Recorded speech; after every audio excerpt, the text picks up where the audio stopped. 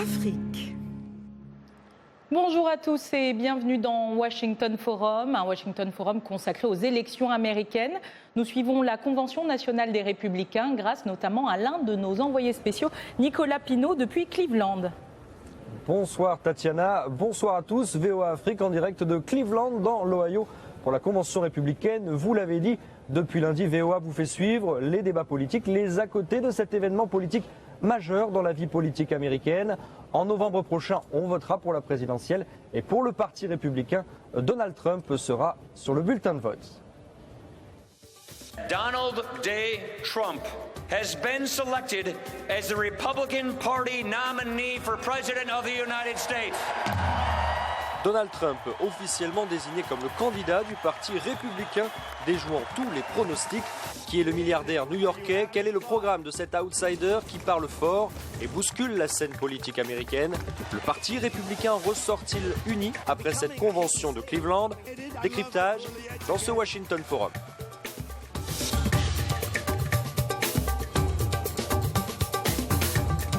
Washington Forum. Et merci de votre fidélité à VOA Afrique. La Convention républicaine touche à sa fin ce jeudi. On attendait beaucoup de tensions, beaucoup de violence. Cela s'est beaucoup mieux passé que prévu. Retour sur ce qui s'est passé cette semaine à Cleveland. Le débat d'idées, les à côté en images à travers ce reportage. Cleveland, centre du monde pour les républicains. Les quelques 2500 délégués sont venus des 4 coins du monde pour assister à la convention du parti. Une réunion de 4 jours placée sous le signe de la sécurité en vue du contexte terroriste élevé sur la planète. De nombreuses manifestations ont eu lieu. De la tension mais pas de violence extrême comme on pouvait le craindre. Le candidat Trump déchaîne toujours autant les passions. Ses supporters et ses adversaires ont pu le dire haut et fort dans les rues de Cleveland. Trump s'opposait à toutes les valeurs américaines. C'est très important pour tous les Américains d'opposer à Trump. Nous sommes pour l'égalité, pour la justice, pour l'opportunité pour tout à Trump. Donald J. Trump. La direction annonce que Donald Trump a reçu la majorité des votes autorisés à cette convention et est choisi pour représenter le Parti républicain à la présidentielle. Dans la Quicken Loans Arena, sous les yeux de sa famille, Donald Trump est devenu officiellement le candidat républicain pour la présidentielle de novembre prochain. Mais le parti est-il uni derrière son candidat? Pas sûr, au vu de l'absence de nombreux ténors du parti, même si certains adversaires des primaires soutiennent farouchement la candidature Trump face à Hillary Clinton. C'est le cas de Chris Christie, le gouverneur du New Jersey. On a un homme qui n'a pas peur, un homme qui veut nous guider. Un homme qui juge les gens sur leur performance, peu importe leur sexe, leur race, leur ethnie ou leur religion. Je vous implore, il ne faut demander moins dans cette élection. On a un homme qui n'a pas peur, on a un homme qui veut nous guider, un homme qui juge les gens sur leur performance, peu importe leur sexe, leur race, leur ethnie ou leur religion. Je vous implore, il ne faut demander moins dans cette élection. Cleveland 2016 a été à l'image du candidat Trump, non conventionnel, avec de la polémique et de la grandeur. Les électeurs américains diront en novembre prochain si Donald Trump peut accéder à la Maison-Blanche. Et avec nous, tout au long de cette émission, ici dans le studio 52 à Washington, Thierry Dongala, conseiller politique. Vous avez travaillé au Congrès aux côtés des Républicains et des démocrates. On vous retrouve tout de suite. Bonjour. Et nous avons le plaisir d'avoir ici sur ce plateau à Cleveland Walid Pharres, vous êtes conseiller en matière de politique étrangère pour le candidat républicain Donald Trump. Bonsoir. Bonsoir et merci pour l'invitation. Alors évidemment, on rappelle que cette convention s'est déroulée ici à Cleveland, pas vraiment dans l'unité, en tout cas au début, puisque de nombreux sénateurs, de nombreux représentants et de gouverneurs étaient absents. On note également les absences de Mitt Romney et du sénateur McCain, les deux anciens candidats pour la présidentielle des Républicains, et des Bush, les 41e et 43e présidents des États-Unis. Mais d'un autre côté, on a également eu des adversaires des primaires qui étaient là, notamment Chris Christie. Marco Rubio a prononcé. Et pourtant, nouvelle polémique hier soir avec Ted Cruz, qui n'a pas formellement donné son soutien à Donald Trump. Est-ce que vous pensez vraiment que le parti est unifié derrière le candidat Donald Trump ? Une grande partie du parti est unifiée maintenant. Il a besoin du vote populaire, il l'a eu. Il a eu beaucoup de votes qui n'avaient jamais voté avant, donc il a gagné de ce côté-là, de la base populaire. Bien sûr, comme vous l'avez bien dit, en ce qui concerne l'establishment, l'élite politique, il lui manque quelques appuis, il ne va pas les avoir. Je ne pense pas qu'il va les avoir avant l'élection de novembre. Particulièrement en ce qui concerne le sénateur Cruz, c'était prédit. Monsieur Trump savait très bien ce que Cruz allait dire. Il pensait que c'était possible, qu'il pourrait le faire, lui donner l'appui à la fin oralement en dehors du texte. Il ne l'a pas fait et donc il sait que c'est derrière lui à ce moment-là. Il va envoyer ses conseillers pour parler aux conseillers de M. Cruz pour voir s'il y a quelque chose qui peut se faire avant novembre. Alors, on rappelle que vous êtes conseiller en matière de politique étrangère pour Donald Trump. Comment vous définiriez le style Donald Trump? Certains le trouvent un peu brut, un peu fort, parfois notamment dans ses propos. A-t-il l'esprit de consensus, notamment pour diriger un pays comme les États-Unis? Il y a eu beaucoup de critiques, surtout venant de ses adversaires, donc 80%. Il y a eu des critiques venant du parti lui-même, mais nonobstant, il a pu donc recevoir un appui énorme en ce qui concerne le vote, les délégués. Bien sûr, il est en train d'évoluer. Vous voyez un peu la différence entre ces déclarations faites dans les rallyes populaires, et donc ces discours politiques qui sont bien agencés, bien intégrés. Il va continuer à évoluer jusqu'au moment de l'élection, et donc les électeurs vont décider. Les électeurs vont décider. Tatiana, on continue à parler avec vous depuis Washington de cette convention en elle-même. Ici à Washington, nous avons donc Thierry Dongala qui est conseiller politique et qui a travaillé au Congrès américain, aussi bien avec les républicains qu'avec les démocrates. La question qu'on se pose, c'est de savoir est-ce qu'une investiture comme celle qu'on vient de voir, un grand show à l'américaine, est-ce que ça aurait été possible dans un parti en Afrique, par exemple?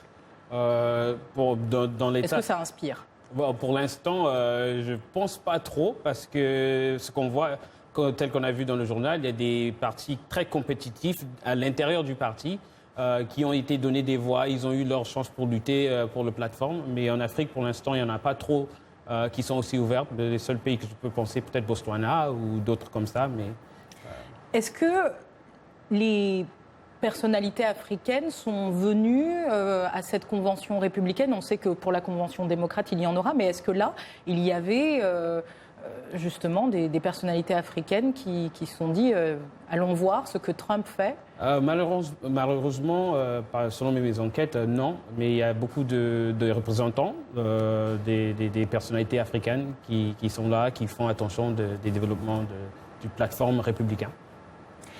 Est-ce que vous pensez qu'aujourd'hui les républicains essayent aussi de créer des liens avec tous ces représentants qui ont pu venir?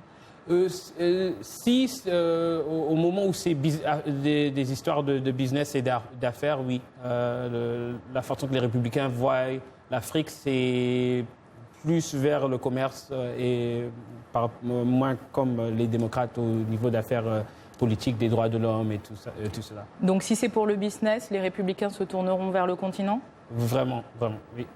Nicolas Pinault, je reviens vers vous à Cleveland avec votre invité. Et oui, puisque Walid Pharres, donc en qualité de conseiller en politique étrangère, rencontre beaucoup d'Africains présents ici, notamment les ambassadeurs. On en discutait avant l'émission. Walid Pharres, on a eu notamment les ambassadeurs du Sénégal, de la Côte d'Ivoire, du Tchad, du Maroc ou encore de la Tunisie. Que vous disent-ils, eux qui sont présents ici, sur la Convention républicaine? On a rencontré en fait beaucoup d'ambassadeurs en général, à peu près 50 ambassadeurs, des réunions organisées par le département d'État, par le Parti républicain, par l'institution Heritage. On a concentré sur les questions des zones de conflit, y compris en Afrique. Donc on a parlé aux représentants de la Tunisie, l'ambassadeur de Tunisie, qui a donc partagé un peu ce qui se passait, le combat contre le terrorisme, mais aussi la démocratie, et une longue conversation avec l'ambassade du Tchad. Le Tchad étant dans une situation très particulière, en ce qui concerne aussi les questions de sécurité un peu partout. Alors, leur grande inquiétude est de savoir si une présidence, une administration Trump va soutenir le combat des Africains contre le terrorisme, va les soutenir dans les questions économiques, parce que bien sûr, après avoir entendu toutes ces critiques contre M. Trump qui apparemment veut se retirer du monde, en fait non, nous avons adressé ces inquiétudes et donc confirmé qu'une administration Trump va se solidariser avec les Africains. Les ambassadeurs africains, généralement, ont peut-être une préférence plutôt démocrate. C'est vrai, de par l'histoire, il y a toujours un lien entre le Parti démocrate et ces pays africains. Est-ce que vous avez l'impression qu'il y a un changement ou que quand même il y a beaucoup de travail à faire pour les républicains pour gagner le cœur de ces pays africains? Tout à fait. En fait, dans la culture politique africaine, bien sûr, depuis des décennies, il y a eu ces relations spéciales entre le Parti démocratique et les Africains. Mais maintenant, l'Afrique nouvelle, l'Afrique des réalités de maintenant, surtout au point de vue sécurité, surtout au point de vue de démantèlement des États, ils ont expérimenté, enfin, ils aiment bien sûr la personnalité de M. Obama, qui est africain-américain, mais il y a les politiques étrangères qui n'ont pas été très dans l'intérêt de ces pays africains, surtout avec ce qui se passait en Égypte, en Libye, en Tunisie, mais aussi les pays africains du Sahel se sont sentis un peu à l'écart de toute cette action. Ils préfèrent maintenant voir une administration qui sera un peu plus en solidarité avec ces pays. Alors on en parlait tout à l'heure, est-ce que c'est un intérêt économique, un intérêt militaire, les deux? Qu'est-ce qui intéresserait une administration Trump pour le continent africain? Dans l'immédiat, c'est certainement la question de sécurité, parce que s'il n'y a pas de sécurité, il n'y a pas d'économie. Et donc, beaucoup de ces ambassadeurs, de ces diplomates, bien sûr, les réunions étaient fermées, donc il n'y avait pas les médias, mais ils ont exprimé leur inquiétude en ce qui concerne la stratégie des djihadistes. Le I étant présent en Libye, le Boko Haram au Nigeria, il y a aussi la question de la Somalie. Ils voulaient savoir si l'administration Trump avait au moins des plans. Deuxièmement, certainement, une deuxième volée de questions, adresser les questions économiques. Qu'est-ce qui va se passer avec l'aide américaine à tous ces pays? Et tous ces pays ont besoin de cette aide américaine. Et très rapidement, sont-ils choqués? Ont-ils demandé des précisions concernant l'interdiction de faire venir des musulmans aux États-Unis? Ça a été une déclaration choc du candidat Donald Trump. C'est vrai, mais c'était la première vague qui s'est passée en décembre, puis on a eu l'occasion d'expliquer un peu mieux quels étaient les motifs et comment M. Trump est en train d'évoluer. Dernièrement, dans ses déclarations, il a été très clair. C'est une question contre les djihadistes, pas contre les musulmans. Et d'ailleurs, dans sa déclaration de politique extérieure, il a dit « Je vais m'associer, je vais être un partenaire avec le monde arabo-musulman, avec les modérés ». Donc les Africains ont été, ça a été très clair pour eux qu'ils vont être des partenaires et non pas des destinataires de ces politiques. Voilà Tatiana pour la politique étrangère africaine du candidat républicain Donald Trump ici depuis Cleveland. Effectivement, on va revenir sur cette question économique qui préoccupe aussi le continent. Donc, tous ces conseillers spéciaux, ces ambassadeurs qui sont rendus à Cleveland, Thierry Dongala, qu'est-ce qu'ils espèrent concrètement? Aujourd'hui, Donald Trump, c'est un profil de businessman. Qu'est-ce qu'il peut apporter? Ce qui est très intéressant avec Donald Trump, c'est que les pays africains trouvent vraiment une opportunité de vraiment reconstruire, refonder une relation avec potentiellement un autre président au niveau économique. Donc, dernièrement, on sait que les Américains, ils ont une politique de AGOA, on appelle AGOA, c'est-à-dire ces derniers 20 ans, ou même 10 ans, c'était vraiment ça qui était en une face. politique de développement, hein, Voilà, vraiment. de développement. Mais maintenant, avec Trump, comme on a vu avec sa politique de l'OTAN, il est prêt à renégocier tout. Donc, c'est-à-dire, ça ne veut pas dire que AGOA est prêt à être revisité, mais il faut savoir, je pense qu'au lieu que ce soit les Américains qui approchent l'Afrique, une politique que les Américains doivent développer cette relation, il faut que les Africains, maintenant, eux-mêmes, doivent penser d'eux-mêmes que ce qu'ils ont à apporter à la table. Parce que Donald Trump, en tant qu'homme d'affaires, c'est des propositions qu'il faut faire. Qu'est-ce qu'on apporte à la table? Est-ce que vous pensez qu'il va, si jamais il doit être à la Maison-Blanche, est-ce qu'il va gérer cet aspect économique comme un homme d'affaires ou comme un homme politique? On le voit déjà dans sa politique qu'il est en train de dévoiler. Dernièrement, j'ai parlé avec des gens proches de la campagne Trump et ils disent vraiment que c'est une feuille vierge avec lui, surtout comme sa motto c'est America First. On peut s'attendre que vraiment c'est la politique domestique et bon, au niveau international, au niveau de la politique contre le terrorisme. Donc l'Afrique sera une après-pensée, donc un afterthought. Donc c'est pas prioritaire. C'est pas prioritaire. Donc quand les Africains... Mais pourtant, le continent africain reste l'un des continents où le boom économique est le plus important, où la croissance reste la plus importante au monde. Voilà. Donc il ne peut pas non plus faire l'impasse. Oui, on ne peut pas ignorer. Donc dans ce cas, quand on parle de l'Afrique avec les républicains et ceux qui sont autour du candidat Trump, on voit bien que c'est soit le pétrole ou des affaires stratégiques économiques. C'est déjà la fin de cette première partie. On se retrouve tout de suite pour la suite de Washington Forum.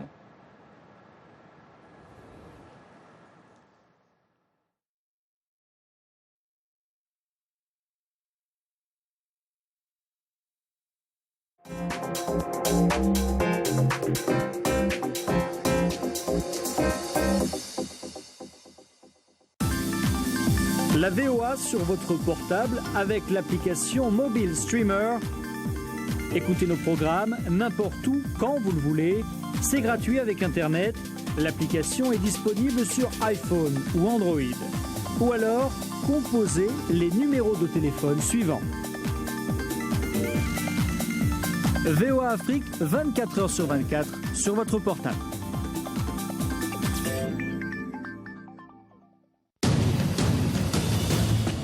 En plus de nos programmes sur FM et ondes courtes, La Voix de l'Amérique est en votre compagnie 24 heures sur 24 sur Internet. N'Djamena, d'une trentaine de représentants d'un syndicat d'étudiants.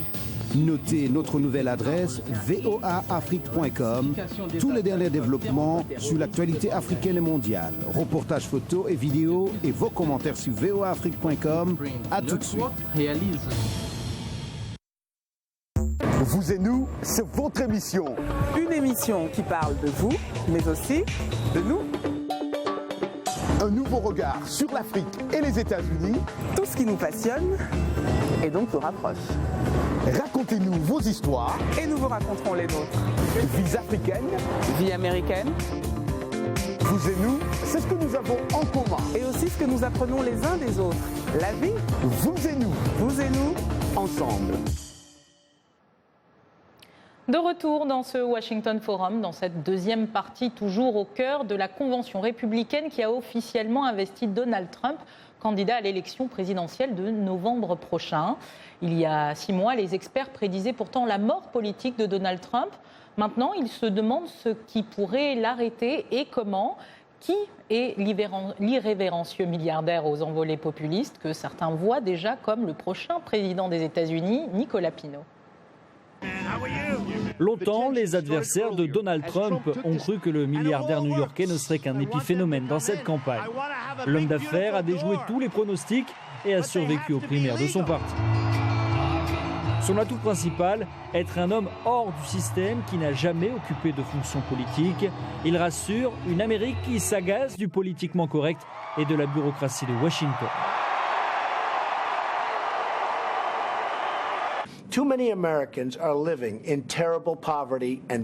Nombreux sont les Américains qui vivent dans une pauvreté terrible et dans la violence. Nous avons besoin d'emplois et nous allons produire ces emplois. Les divisions raciales sont pires, elles ne s'améliorent pas. À la une de nos médias, on voit une hausse de la criminalité et des meurtres dans nos villes. Il est maintenant temps pour la prière, l'amour, l'unité et le leadership. Nos enfants méritent un avenir meilleur que celui que nous leur offrons aujourd'hui. Mais pour y arriver, nous devons travailler ensemble et se tenir ensemble. Nous allons rendre la sécurité aux États-Unis.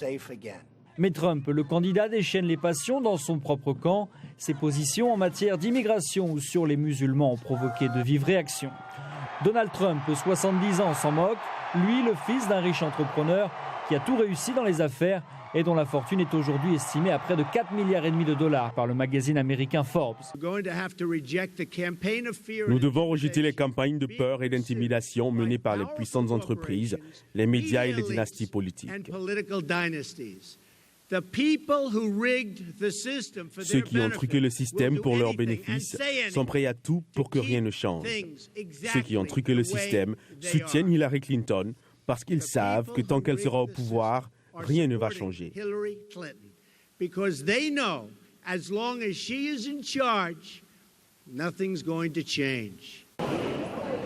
Ses qualités de businessman, il promet de les mettre à profit s'il gagne la Maison-Blanche. Car même si l'Amérique va mieux et a retrouvé le plein emploi, plus de 46 millions d'Américains vivent en dessous du seuil de pauvreté. C'est à cette frange de la population que Donald Trump promet un avenir meilleur. Donald Trump espère en novembre déjouer à nouveau les pronostics. Il n'est pas le favori de cette présidentielle, mais se trouve aujourd'hui au coude à coude avec Hillary Clinton dans les sondages. Réponse en novembre prochain. They cannot hear me. Voilà, de retour à Cleveland en compagnie de Walid Pharez, conseiller en politique étrangère de Donald Trump. On parlait du profil de Donald Trump à l'instant. C'est vraiment l'année des candidats hors parti, des outsiders. Bernie Sanders pour le Parti démocrate, il ne l'a pas gagné malheureusement. Et évidemment pour les républicains, Donald Trump. Pour les républicains, Donald Trump représente deux choses. Bien sûr, un outsider, ça c'est très clair. Mais rappelez-vous que dans 1 ou 2 ans, il sera un insider. Tous les outsiders deviennent insiders. Ronald Reagan était un acteur, puis il est devenu un gouverneur de la Californie, et donc il n'était pas parti de l'establishment des affaires étrangères, et puis il est devenu un des plus fameux, des personnalités les plus fameuses dans l'histoire de l'Amérique. Il y a aussi autre chose, c'est que la nouvelle masse d'électeurs qui est venue à travers Donald Trump va transformer le parti, pas maintenant, mais dans les années à venir, dans un parti tout à fait différent de celui qui existe maintenant. Il va y avoir une symbiose entre les électeurs du passé et les électeurs qui ont été amenés par M. Trump. Alors vous parlez de la structure du Parti républicain, c'est encore un parti majoritairement très blanc. On voit ici sur les conventions très peu de minorités, noires, hispaniques, asiatiques. C'est un problème en vue de la présidentielle de novembre prochain? Pour un candidat qui est classique, comme c'était le cas avec M. Romney, j'étais son conseiller aussi en 2012, oui, il a perdu beaucoup chez les hispaniques, il a bien sûr pratiquement pas reçu beaucoup d'appui chez les Africains américains. Mais pour M. Trump, ce qui se passe, c'est qu'il est en train de prendre une majorité énorme chez les Européens américains, donc chez les Blancs, whites, et donc il va avoir peut-être un peu d'appui chez les hispaniques qui sont catholiques conservateurs et très peu chez les Africains américains. Il va essayer de passer le cap maintenant, gagner, puis après il va essayer de faire des politiques d'ouverture économique. Il a déjà commencé à le faire hier vis-à-vis de la communauté hispanique d'abord. Alors l'un des piliers de la politique de Donald Trump, c'est bien évidemment la sécurité. Un mot sur le groupe État islamique. On sait qu'il en parle beaucoup dans ses discours. En quoi finalement la politique contre le groupe État islamique serait différente de celle de l'administration Obama? Oh, sur ce plan-là, elle va être complètement différente. Premièrement, M. Trump ne parle pas de containment, donc d'être... contenu, ouais, de contenir. De contenir l'État islamique, mais de le démanteler. Et pour démanteler, il faut donc saisir le territoire. Pour saisir le territoire, il faut avoir des forces sur le terrain. On sait très bien que ce ne va pas être des forces américaines, donc vous n'avez pas à poser la question. Ça va être une force d'alliés locaux, donc des Arabes modérés. Il va parler à 5 à 6 pays arabes modérés dans la région. Il va aussi armer et appuyer les Kurdes, mais aussi les factions arabes, sunnites, chiites modérées. Donc il va faire une coalition de modérés. Mais le plus important, c'est de poser la question qui va prendre le contrôle du territoire libéré de l'EI. La faute sous l'administration d'abord de Bush puis d'Obama, c'était de détruire Al-Qaïda et donc faire le vide. Maintenant, le vide doit être rempli par les modérés. C'est ça la stratégie de Trump. Voilà pour la stratégie de Donald Trump contre le groupe État islamique, Tatiana. Alors une stratégie et des acteurs pour pouvoir constituer sa future administration si jamais il est élu. Et le colistier de Donald Trump, justement, ce serait le conservateur Mike Pence. Il a formellement accepté l'investiture de candidat républicain à la vice-présidence pour l'élection de novembre. Dans son discours de mercredi soir, il critiquait logiquement le camp adverse, celui de Hillary Clinton. Je vous propose de l'écouter. Au moment même où l'Amérique réclame quelque chose de nouveau et différent, l'autre parti a répondu avec un vieil agenda, un agenda prévisible. Les Américains des deux partis ont soif de changement, prêts à se libérer des vieilles habitudes de Washington, et les démocrates sont sur le point de nominer quelqu'un qui représente tout ce dont le pays est fatigué. Vous savez, Hillary Clinton veut un meilleur titre, et j'en voudrais aussi si j'étais secrétaire américain du statu quo. Alors comme à chaque émission, vous êtes nombreux à réagir sur la page Facebook de VOA Afrique. Voici quelques-uns de vos commentaires. On part tout de suite en RDC où Alphonse Boaki dit « Ted Cruz, intervenant hier à Cleveland, demande de ne pas voter Trump, mais de choisir la conscience. Ce message peut-il détourner les pro-Trump ?» Et une autre réaction, celle de Niavo Tsatsu au Togo. « Maintenant, il est impérieux qu'il fasse tout pour réconcilier sa famille républicaine. Puis les Américains, Trump doit être président. » Thierry Dongala, je me retourne vers vous. Ce premier commentaire Facebook qui revient sur un personnage controversé, est-ce qu'aujourd'hui c'est le cas? Est-ce qu'aujourd'hui, même les ténors républicains vont changer d'avis?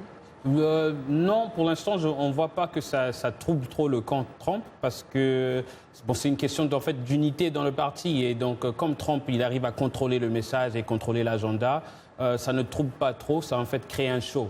Donc, mais jusqu'à quel point il le contrôle, puisqu'on a vu Ted Cruz appelé à ne pas voter pour lui finalement. Oui, il n'a pas ouvertement dit ne votez pas pour lui, mais ce qu'on peut dire, c'est que Ted Cruz, en ce moment, il est isolé dans le parti, parce que là, il n'a pas l'appui du leader du parti.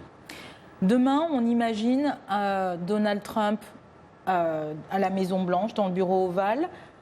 Quels pourraient être ses premiers actes pour, par exemple, que les Africains se rapprochent de lui? On sait que Barack Obama avait été populaire, il en a déçu certains sur le continent, mais il avait été populaire. Est-ce que Donald Trump peut être aussi populaire que Barack Obama?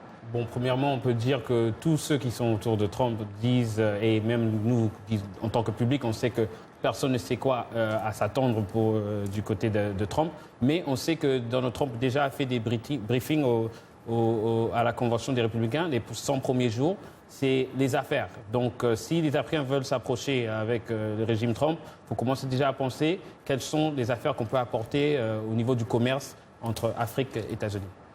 Alors enfin, pour une analyse complète, un autre envoyé spécial de VOA Afrique à Cleveland, c'est Idrissa Sedoudia. Il revient avec nous sur cette convention. Qu'est-ce qu'il faut retenir? Bonsoir Idrissa. Bonsoir Tatiana. Eh bien, ce qu'il faut retenir, c'est qu'on a vu beaucoup la famille de Donald Trump, sa femme d'abord, ses enfants, pour présenter un visage beaucoup plus humain de Donald Trump, un visage que le public apparemment ne connaît pas compte tenu de ce qu'on a entendu pendant toute cette campagne électorale. Mais l'objectif de cette convention, de toute convention en réalité, c'est de réunifier le parti et ensuite d'élargir la base pour faire appel à un électorat beaucoup plus grand. Alors, quand on voit ce qui s'est passé dans cette convention, où seuls 18 délégués sur les 2470 et quelques, n'est-ce pas, qui étaient là, il n'y avait que 18 noirs. Ça montre que le parti doit pouvoir faire plus pour élargir sa base. Et ne parlons pas des hispaniques qui ont été offensés par les propos de Donald Trump. Alors, il faut aussi offrir une vision. Qu'est-ce qu'on attend de ce parti, de ce président quand il sera à la Maison-Blanche? Et je crois que peut-être ce soir, quand il prononcera son discours, Donald Trump nous donnera une idée de ce qu'il compte faire, au-delà des slogans qu'on a entendus, restituer à l'Amérique sa grandeur, ainsi de suite. Alors justement, pendant cette convention, les républicains n'ont pas manqué de tacler le camp adverse, celui des démocrates, celui de Hillary Clinton. La semaine prochaine, on assistera à la seconde convention, celle des démocrates. Justement, à quoi est-ce qu'on peut s'attendre? Est-ce qu'il y aura autant de show que chez Donald Trump? Écoutez, Tatiana, on le découvrira ensemble puisque nous serons ensemble à Philadelphia. Mais la tâche sera peut-être, pour ce qui est du parti, la réunification du Parti démocrate sera beaucoup plus facile pour Hillary Clinton dans la mesure où Bernie Sanders, son adversaire démocrate, a dit qu'il fera tout pour barrer la route à Donald Trump. Le défi, le grand défi pour Hillary Clinton, ce n'est pas tellement son parti actuellement, mais c'est la perception du public américain qui ne lui fait pas confiance, qui pense qu'elle est malhonnête, surtout après cette affaire des emails, en fait, emails privés. Alors donc, elle devra s'évertuer à rassurer et à montrer au public américain qu'il peut lui faire confiance. Ce sera son plus grand défi. Effectivement, c'est déjà la fin de cette émission. Merci à vous, Idrissa Sedoudia, Nicolas Pinault, de nous avoir fait vivre cette convention républicaine pas comme les autres. Eh oui, on remercie à Cleveland nos invités, les équipes techniques, notamment Salwa Jaafari et Michel Joseph. Et Tatiana, on inverse les rôles puisque vous serez à Philadelphie la semaine prochaine. Effectivement, je vous donne rendez-vous dès lundi prochain depuis Philadelphie pour la Convention démocrate, le numéro spécial de Washington Forum. Merci.